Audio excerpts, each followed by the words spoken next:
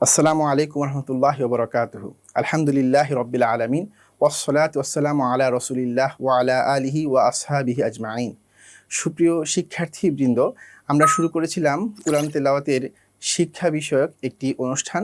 আজকে তার দ্বিতীয় পর্বে আমরা অংশগ্রহণ করছি। আপনারা যারা এই অনুষ্ঠানে অংশগ্রহণ করেছেন, আপনাদের সবাইকে আমার অন্তরের অন্তঃস্থল থেকে জানাচ্ছি আন্তরিক মোবারকবাদ। এখন আমরা শুরু করছি। প্রথমে আমরা গত পর্বে যা দেখিয়েছিলাম সেগুলো নিয়ে একটি শর্ট রিক্যাপ দিব। প্রথম পাঠে আমরা আপনাদের সাথে পরিচয় করে দিয়েছিলাম আরবি ব্যঞ্জন ধ্বনি ও বর্ণ হারফ বা হরফের। অতঃপর আমরা আরবি স্বরধ্বনি ও বর্ণ হারাকাহ এর সাথে আপনাদের পরিচয় করে দিয়েছি। তারপর হারফ এবং হারাকাতের মিলনে আমরা মুতাহারিক কিভাবে গঠিত হয় সেটা আপনাদেরকে দেখিয়েছি। আমাদের আজকের আলোচনা শুরু হবে, অর্থাৎ দ্বিতীয় পাঠের বিষয়বস্তু হলো তানভিন। দুই জবর, দুই পেশ, দুই জের এর মাধ্যমে যে তানভিন গঠিত হয় সেই তানভিনের আলোচনা। এরপরে রয়েছে আমাদের আরবি ব্যঞ্জন ধ্বনির থেমে যাওয়া, অর্থাৎ সুকুন। সুকুন নিয়ে আমাদের আলোচনা হবে আজ। সুপ্রিয় শিক্ষার্থীবৃন্দ, আমরা আজকে শুরু করছি তানভিনের আলোচনা। কোনো হারফে একই হারাকাহ দুইবার এলে তাকে তানভিন বলে। তানভিন এর উচ্চারণে হারফে মূল স্বর বা হারাকাহ এর শেষে স্থির বা সুকুনপ্রাপ্ত নুন ধ্বনি যোগ হয়। যেমন বা দুই জবর, এটা মানে হলো বা নুন জবর বান, একসাথে লিখলে এভাবে লিখতে হয়, বা নুন জবর বান। তাহলে বা দুই জবর, বা দুই জবর বান, বা দুই পেশ বুন, দুই পেশটা এভাবে লিখতে হয়। আর রিটেন ফন্টে এটা এভাবে আসে, বা দুই জের বিন। তাহলে কোন হরফে একই হারাকা, এই যে একই হারাকা জবর দুইবার এসেছে, দুইবার আসলে কি হলো? তানভিন সংঘটিত হলো, একেই তানভিন বলে। তানভিনের ফলে কি ঘটে?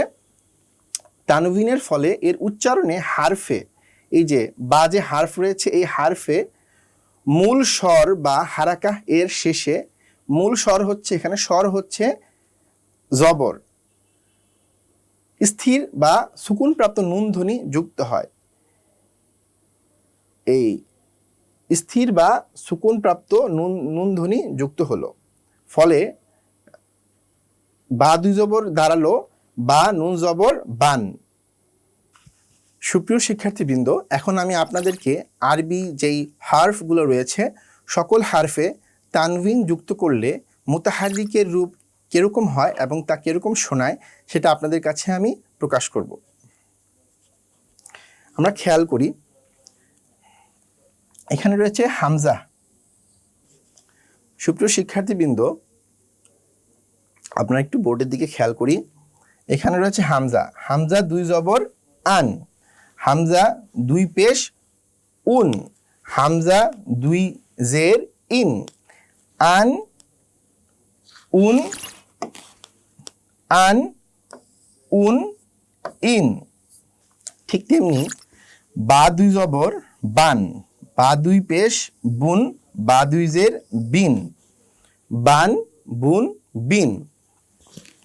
তা দুই জবর টান, তা দুই পেশ তুন, তা দুই জের তিন, টান তুন তিন। সা দুই জবর সান, সা দুই পেশ সুন, সা দুই জের সিন, সান সুন সিন। অতঃপর জিম দুই জবর জান, জিম দুই জবর জান, জিম দুই পেশ জুন, জিম দুই জের জিন, জান জুন জিন। হা দুই জবর হান, হা দুই পেশ হুন, হা দুই জের হিন, হান হুন হিন।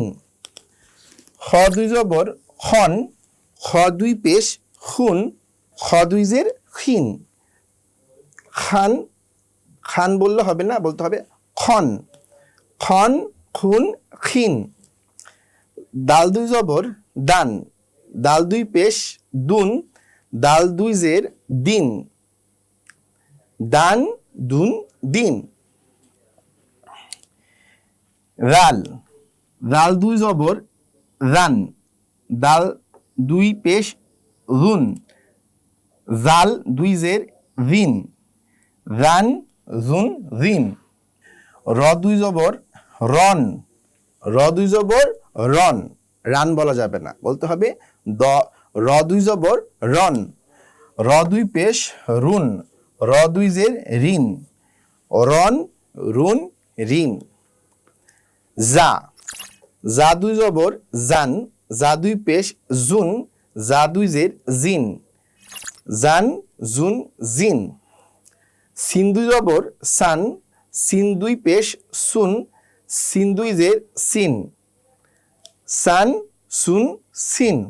শিন দুই জবর শান, শিন দুই জবর শান, শিন দুই পেশ শুন, শিন দুই জের শিন, শান শুন শিন।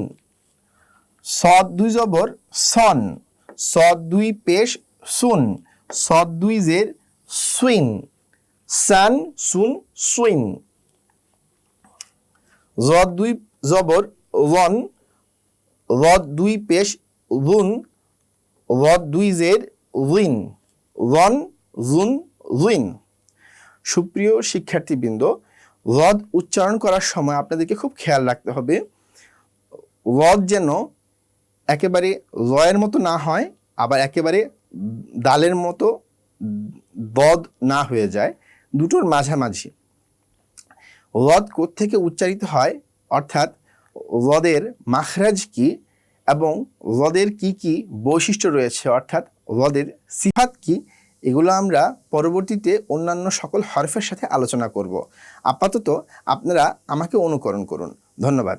ত দুই জবর তন, ত দুই পেশ তুন, ত দুই জের তুইন, তন তুন তুইন মোটা করে। সদ রদ ত এগুলো মোটা করে। র দুই জবর রন, র দুই পেশ রুন, র দুই জের রুইন, রন রুন রুইন। এই জ মোটা করে উচ্চারণ করতে হয়। আইন দুই জবর আন, আইন দুই পেশ অন, আইন দুই জের আইন, আন অন আইন। সুপ্রিয় শিক্ষার্থীবৃন্দ, আমাদের পরবর্তী হরফটি হলো গইন।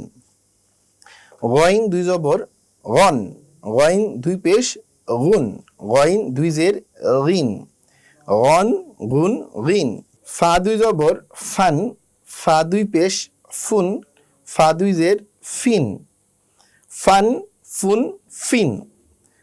ফা উচ্চারণ করার সময় উপরের দাঁত আর নিচের ঠোঁট লাগিয়ে ইংলিশ এফের মতো ফা উচ্চারণ করতে হয়। আমাদের ফা যাতে ফয়ের মতো না হয়, দুই ঠোঁট লাগিয়ে উচ্চারণ করতে হয় ফ, যেটা ইংলিশ ফি এর মতো। আমরা ফা বললে হবে না, আমাদের বলতে হবে ফা।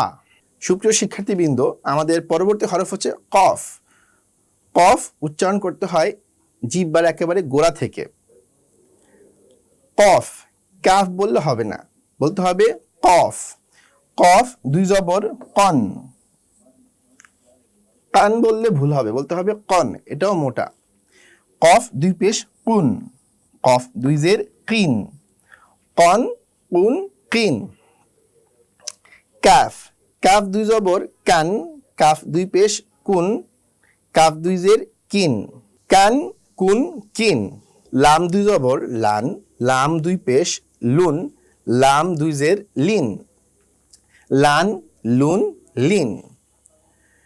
মিম দুই জবর মান, মিম দুই পেশ মুন, মিম দুই জের মিন, মান মান মুন মিন, মান মুন মিন। নুন দুই জবর নান, নুন দুই পেশ নুন, নুন দুই জের নিন, নান নুন নিন। ওয়াও দুই জবর ওয়ান, আমরা ইংলিশে যেমন 1 2 3 4 এভাবে পড়ি, ঠিক তেমনি সেই ওয়ানের মতো এটা হবে ওয়ান। ওয়ান বলার সময় আপনাকে খেয়াল রাখতে হবে আপনার ঠোঁটের মাঝে যাতে এটা উচ্চারিত হয়। ওয়ান বলার সময় খেয়াল করতে হবে আমাদের ওয়ান বলার সময় যাতে ওয়ান বলার সময় খেয়াল রাখতে হবে আমাদের ঠোঁট যাতে ব্যবহৃত হয়। ওয়ান। ওয়াও দুই পেশ উন, ওয়াও দুই জের উইন, ওয়ান উন উইন। ওয়ান, ওয়াও দুই জবর ওয়ান, ওয়াও দুই পেশ উন, ওয়াও দুই জের উইন, ওয়ান উন উইন। হা দুই জবর হান, হা দুই পেশ হুন, হা দুই জের হিন, হান হুন হিন। ইয়া দুই জবর ইয়ান, ইয়া দুই পেশ ইউন, ইয়া দুই জের রিন, ইয়ান ইউন ইন। সুপ্রিয় শিক্ষার্থীবৃন্দ, এখন আমরা পরবর্তী পাঠ সুকুন নিয়ে আলোচনা করব। কোনো হারফের উপর জজম বা সুকুনের চিহ্ন থাকলে সেই হারফটি স্বরধ্বনি ছাড়া স্থিরভাবে উচ্চারিত হয় এবং থেমে যায়, একে সুকুন বলে। সুকুনের কয়েক ধরনের চিহ্ন রয়েছে।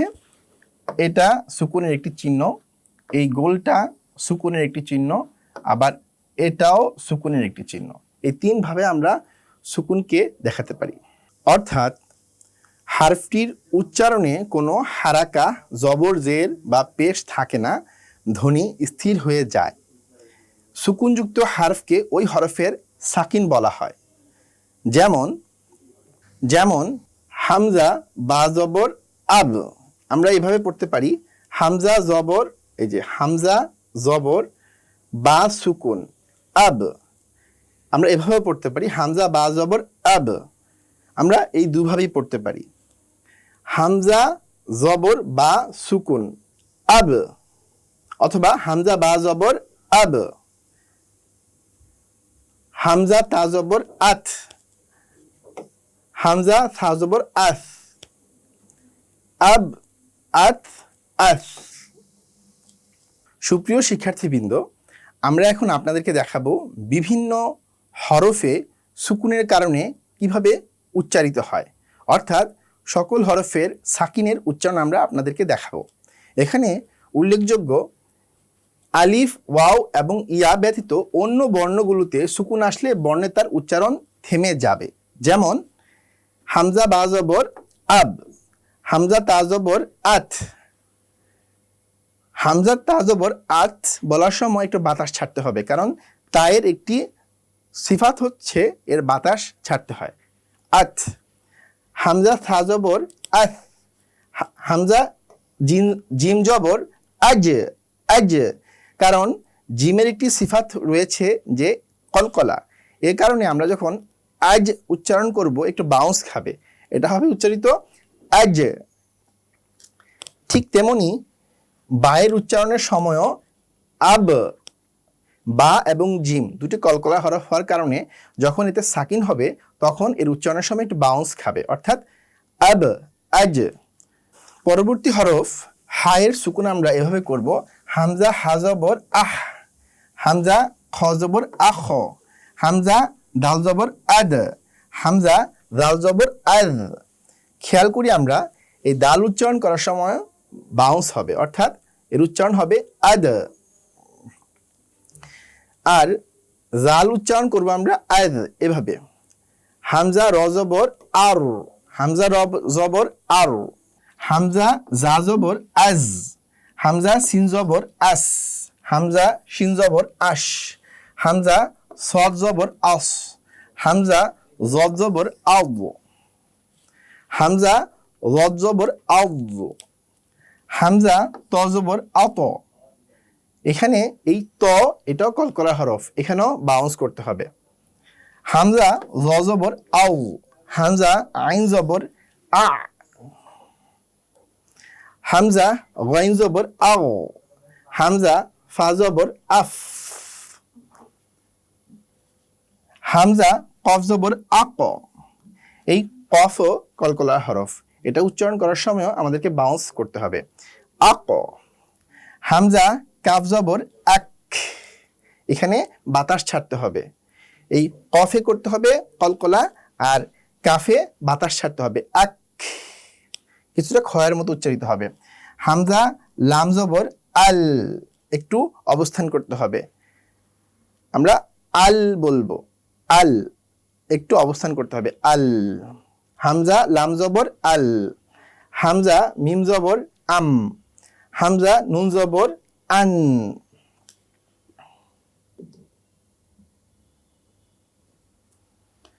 হামজা ওয়াও জবর আউ, হামজা হা জবর আহ, হামজা হামজা জবর আ, হামজা ইয়া জবর আই, হামজা ইয়া জবর আই।